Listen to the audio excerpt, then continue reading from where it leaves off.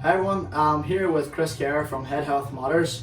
Today we're just going to talk about a few questions related to mental health, exercise and another few topics. I'll let Chris introduce himself. Do you want to talk about yourself and what you do, Chris? Yeah, first of all, thanks for having us, Jordan. No problem at all.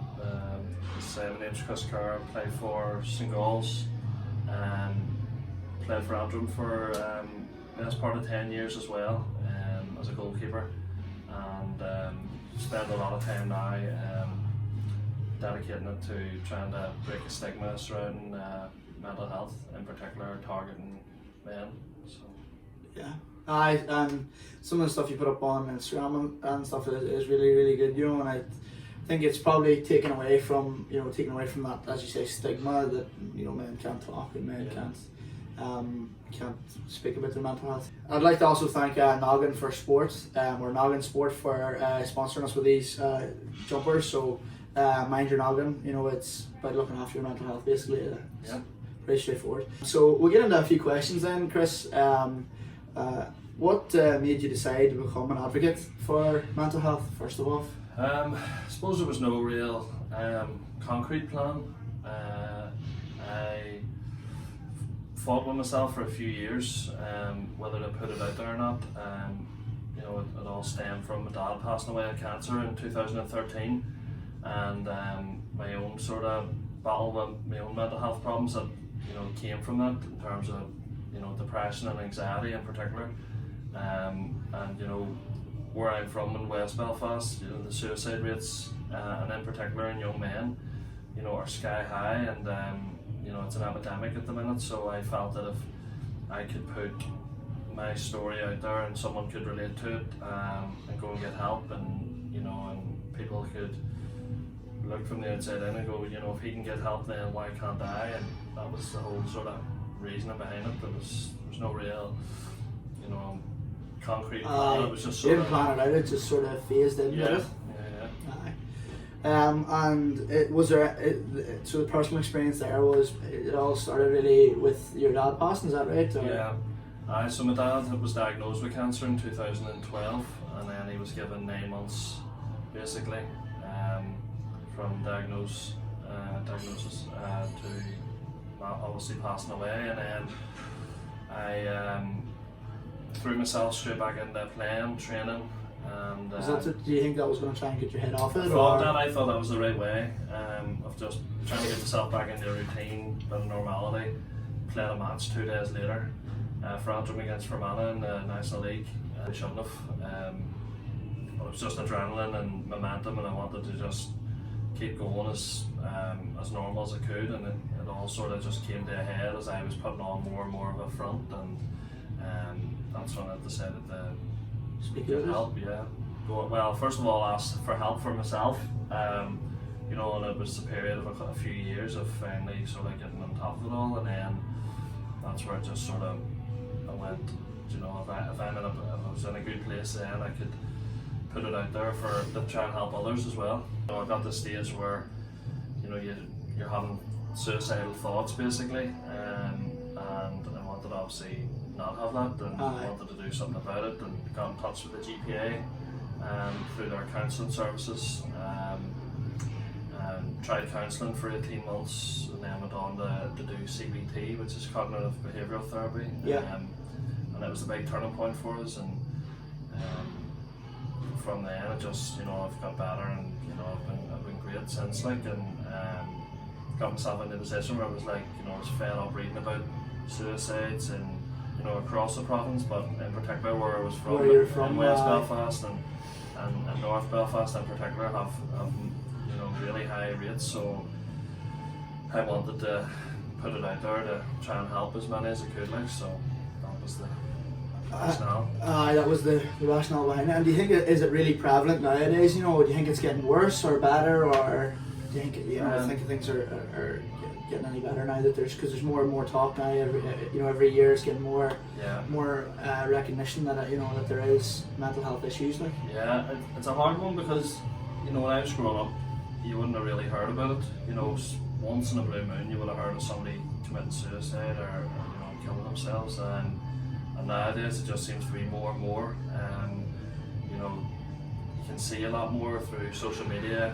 You hear about more through, you know, social media sort of outlets of Twitter. And do you think is it that you just hear more about it now, or do you think is it that it just is increasing more? Is that what you're trying to say? It's hard to know. It's probably a bit of both. Like, you know, it's you know, it's a hard time to grow up too. Like, you know, and then you know, you don't know the issues people get themselves into, and they just think that this is the only option to have. And I suppose that was my thinking of why I done what I done, was to try and stop that. So when somebody gets to that stage, they can go, well, people can get help and can come out the other side of feeling that way. And you know, it probably is more prevalent now. You know, there's a lot more things accessible now: drink, drugs, you know, gambling apps.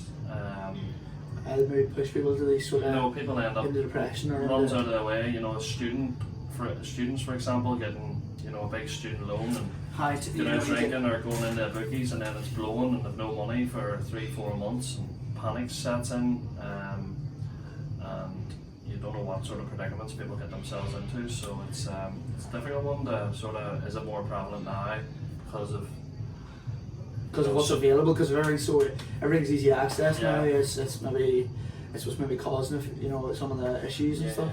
Yeah.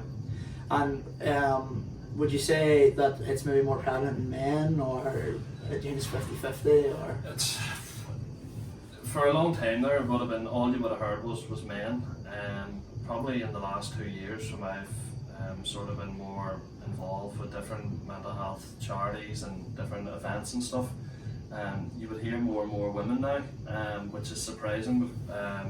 But for a long time, it's men, because, you know, for example, myself, I'm 6'4" and I'm 16 stone, and that idea of thinking that you're weak for not speaking out or not doing something about it, and, you know, off camera we're chatting about injuries. You know, we're all quick enough to speak about physical injuries. If we, you know, break a leg, break an arm, we'll all go to a doctor. So why can't go into a counsellor to be just as normal? So I think that's the big thing around it. Like, it's trying to realise that a mental health issue is just the exact same as a physical issue. You know, that, you know, you need help for whatever it is. Yeah, and you wouldn't put off going to the doctors if you had a broken leg. Like. No, and even around sport, you know, we try and prime our bodies to be in the top condition. But if your mind's not right, there's, you know, you can't perform as well. Like, so I think you need to be looking after what's between your ears as well as what everything you can see. Like, so. And I know we touched on it there a wee bit about social media and how it's maybe bringing to light more about you know, mental health issues and the rest. Do you think social media itself has any impact on it as well? It probably does. I think it's a double-edged sword.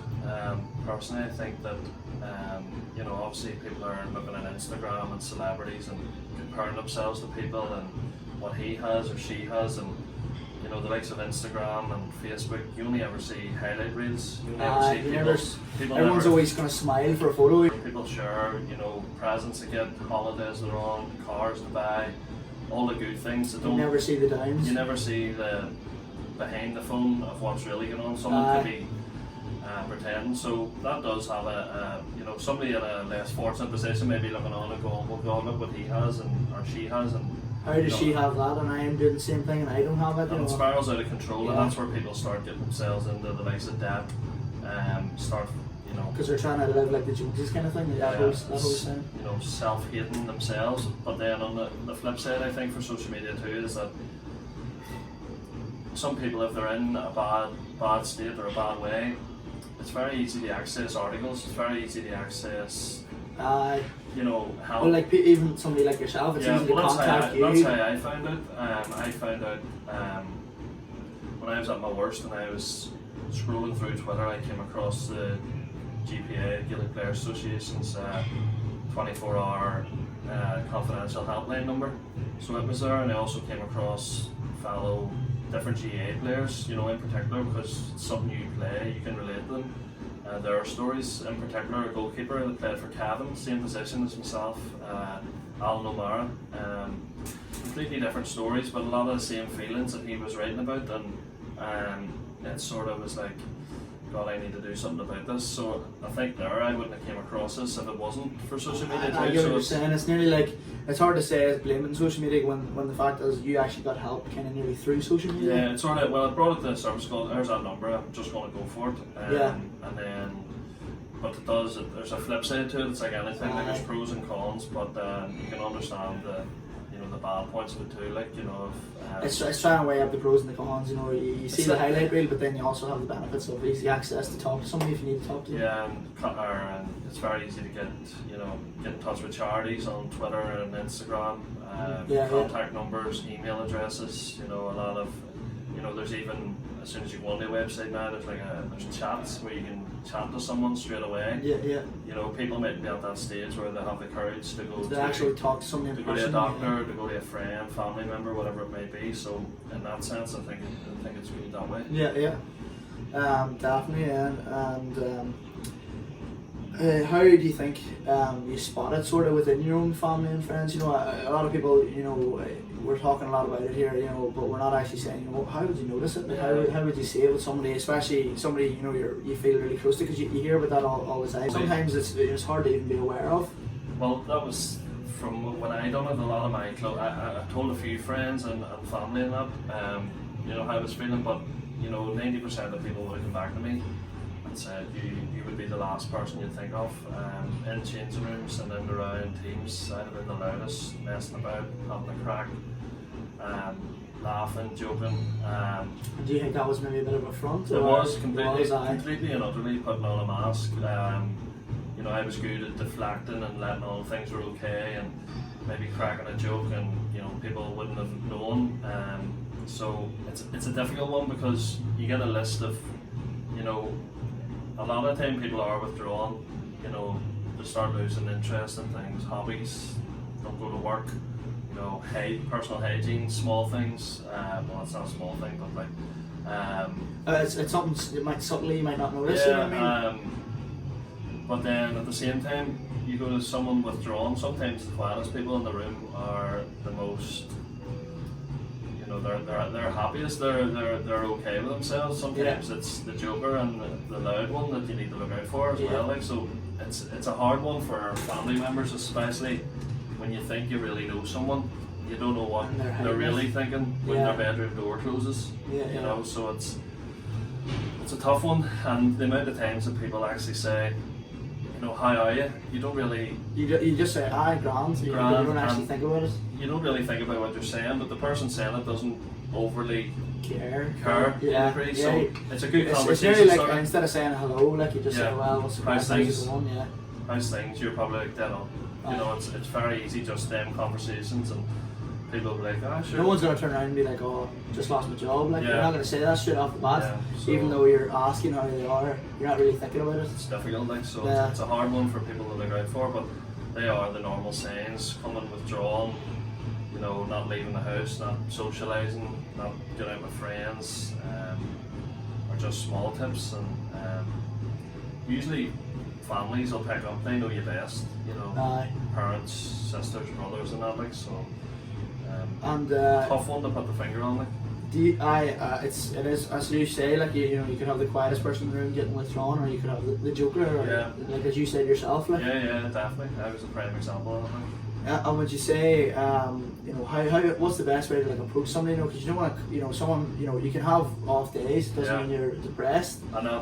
What's the best way then to like come across or ask somebody how they're feeling? Like, and trying to get really to the core of it, like, you know, show them that you're actually being serious. Yeah, it's all down to the individual. You know, the more some individuals maybe, the more you probe them, the more you're pushing them away.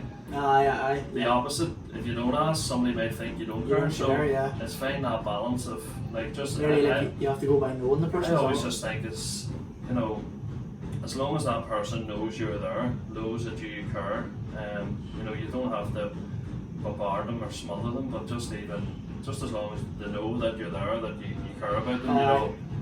In the house, do you want a cup of tea, or you know, do you want anything in from the kitchen, or whatever it may be, just wee small things that somebody might go, do you know what, they do care about me, or do you know, what do you want for your dinner? Just something so small can mean so big to somebody in a point of despair. Yeah. That's I suppose that's a great point. Like, Yeah, and do you think sport and exercise has any role sort of with people's mental health, or? can be. Well, definitely. I know that for me, during the stage where I was probably at my lowest, I had that structure of football, where it was St. Gall's obviously, and then with Antrim at the time too. So I always had that. I had to go to. Well, I felt that I had to go to training on a Tuesday and Thursday, match on a Sunday. So I never wanted anyone to know. So I always went to training. I always acted as if I didn't turn up to training, I would have had in my head, They're going to think something's up. I'm going to have to explain myself to the manager, 30 players. So I'm going to continue to go. And in a way, like anytime I went to the exercise, I never felt bad after it. If anything, you're escaping for an hour or whatever it may be. But even now, like I would know that I try not to go 2 days without going to the gym or doing something active. I always think it's the best medicine, as touched on earlier.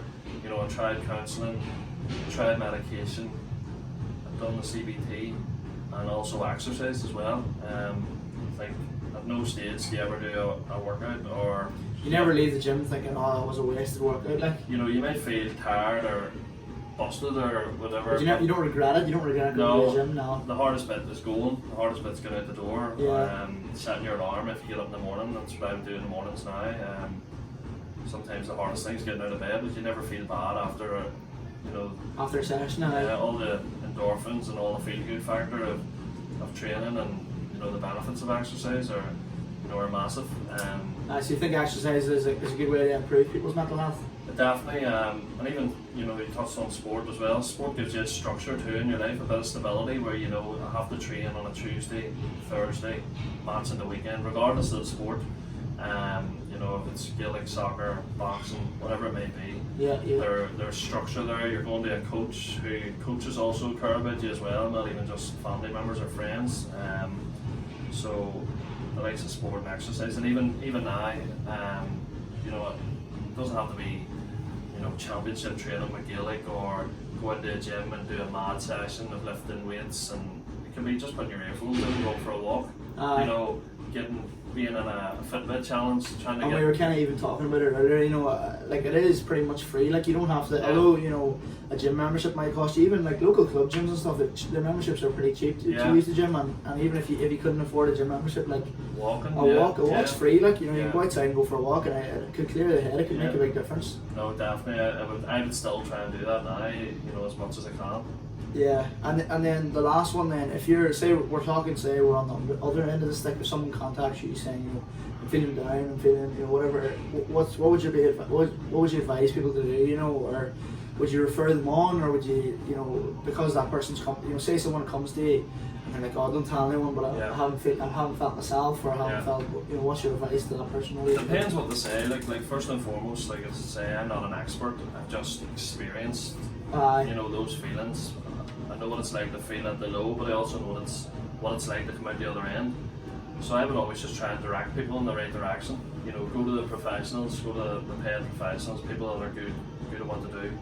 I think if people come to me, they're obviously relating to something. If it's the loss of a parent,